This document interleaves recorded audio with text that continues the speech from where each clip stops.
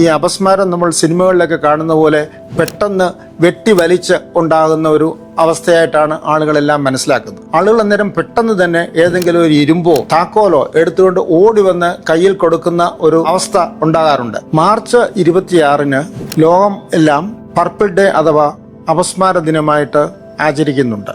ഈ ദിവസം അപസ്മാരത്തെക്കുറിച്ചുള്ള ബോധവൽക്കരണം ജനങ്ങളിൽ ഉണ്ടാക്കുക, അപസ്മാരം ചികിത്സിച്ച് ഭേദമാക്കാവുന്ന ഒരു അസുഖമാണെന്ന് മനസ്സിലാക്കുക, 100-ൽ 80 പേർക്കും ചികിത്സ കൊണ്ട് ഭേദമാക്കുന്ന ഒരു അസുഖമാണ് അപസ്മാരമെന്ന് മനസ്സിലാക്കുക എന്നീ കാര്യങ്ങൾ ജനങ്ങളിലേക്ക് എത്തിക്കുന്നതിന് വേണ്ടിയാണ് പർപ്പിൾ ഡേ അഥവാ അപസ്മാര ദിനം ആചരിക്കുന്നത്. അപസ്മാരത്തെക്കുറിച്ചുള്ള 1-2 മിഥ്യാധാരണകൾ ആളുകൾക്കുണ്ട്. അതിൽ ഏറ്റവും പ്രധാനം ഈ അപസ്മാരം നമ്മൾ സിനിമകളിലൊക്കെ കാണുന്ന പോലെ പെട്ടെന്ന് വെട്ടി വലിച്ച് ഉണ്ടാകുന്ന ഒരു അവസ്ഥയായിട്ടാണ് ആളുകളെല്ലാം മനസ്സിലാക്കുന്നത്. ആളുകൾ അന്നേരം പെട്ടെന്ന് തന്നെ ഏതെങ്കിലും ഒരു ഇരുമ്പോ പിച്ചാത്തിയോ താക്കോലോ എടുത്തുകൊണ്ട് ഓടി വന്ന് കയ്യിൽ കൊടുക്കുന്ന ഒരു അവസ്ഥ ഉണ്ടാകാറുണ്ട്. അത് കൊടുത്തു കഴിയുമ്പോൾ പലപ്പോഴും ജന്നി നിൽക്കുകയും ചെയ്യും. അതുകൊണ്ട് തന്നെ ആളുകൾ വിചാരിക്കുന്നത് ഈ താക്കോൽ കൊടുത്താൽ ജന്നി നിൽക്കും എന്നുള്ളതാണ്. ജന്നി എന്നുള്ളൊരു അസുഖം പെട്ടെന്ന് വന്ന് പെട്ടെന്ന് തനിയെ പോകുന്ന ഒരു പ്രക്രിയയാണ്. അന്നേരം തലച്ചോറിൽ പെട്ടെന്നുണ്ടാകുന്ന ഒരു വൈദ്യുത പ്രവാഹം വരികയും അത് ശരീരചലനങ്ങളിലേക്ക് ബാധിക്കുകയും ചെയ്തിട്ട്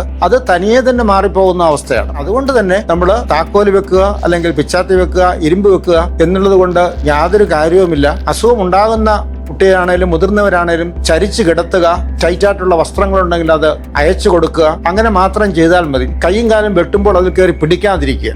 അങ്ങനെ 2 മിനിറ്റോ 3 മിനിറ്റോ നമ്മൾ ഒന്ന് നിരീക്ഷിച്ചു കഴിഞ്ഞാൽ അസുഖം തനിയെ തന്നെ നിൽക്കും. അപസ്മാരം എല്ലാവർക്കും അറിയാവുന്ന ഒരു അസുഖമാണ്. കൊച്ചുകുട്ടികൾ മുതൽ പ്രസവം മുതൽ ഏതാണ്ട് 100 വയസ്സ് വരെ ആർക്കും അപസ്മാരം തുടങ്ങാവുന്നതാണ്. അപസ്മാരം എന്ന് പറഞ്ഞാൽ നമുക്കറിയാം 2 തരത്തിലുണ്ടാകും. ഒന്ന് ബോധം കെട്ട് മുഴുവനായിട്ടും വെട്ടിവിറയ്ക്കുന്ന തരത്തിലുള്ള അസുഖം. മറ്റൊരു തരത്തിലുള്ളത് ബോധം തെളിഞ്ഞു തന്നെ ഇരിക്കുന്ന അവസ്ഥയിൽ അവർക്കുണ്ടാകുന്ന ബോധ തലങ്ങളിലുണ്ടാകുന്ന വ്യതിയാനങ്ങൾ, കൈക്കോ കാലിനോ ഉണ്ടാകുന്ന ചലനങ്ങൾ, ചിരി പോലെയുള്ള കാര്യങ്ങൾ, ഇങ്ങനെയുള്ള രീതിയിലും അപസ്മാരം വരാം. കുട്ടികളിലുണ്ടാകുന്ന ഒരു പ്രത്യേക തരത്തിലുള്ള അപസ്മാരമാണ് ആബ്സെൻസ് എപ്പിലെപ്സി. സംസാരിച്ചുകൊണ്ടിരിക്കുന്ന കുട്ടി അല്ലെങ്കിൽ എഴുതിക്കൊണ്ട് ഇരിക്കുന്ന കുട്ടി പെട്ടെന്ന് നിശ്ചലമാവുകയും ഏതാണ്ട് 7 സെക്കൻഡോളം ഒന്നും ചെയ്യാതെ ഇരിക്കുകയും ചെയ്യുന്ന ഒരു അവസ്ഥയാണ്. ഇതിനാണ് നമ്മൾ ആബ്സെൻസ് എപ്പിലെപ്സി എന്ന് പറയുന്നത്. ഈ അപസ്മാരം വരുന്ന കുട്ടികൾക്ക് പഠന വൈകല്യങ്ങളും അവരുടെ പഠനത്തിലുണ്ടാകുന്ന പ്രശ്നങ്ങളും ഒരു പ്രത്യേക കാരണമാകാം. പക്ഷേ ഈ അസുഖങ്ങളെല്ലാം തന്നെ നമുക്ക്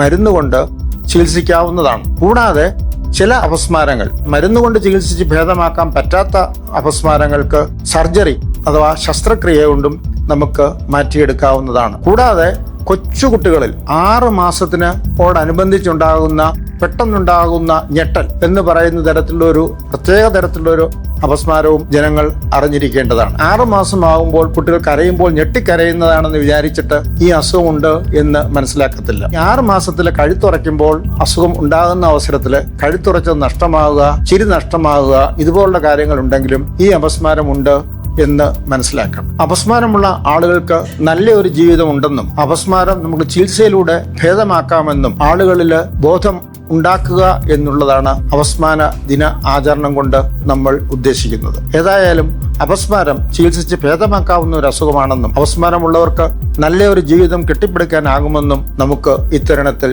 മനസ്സിലാക്കാം.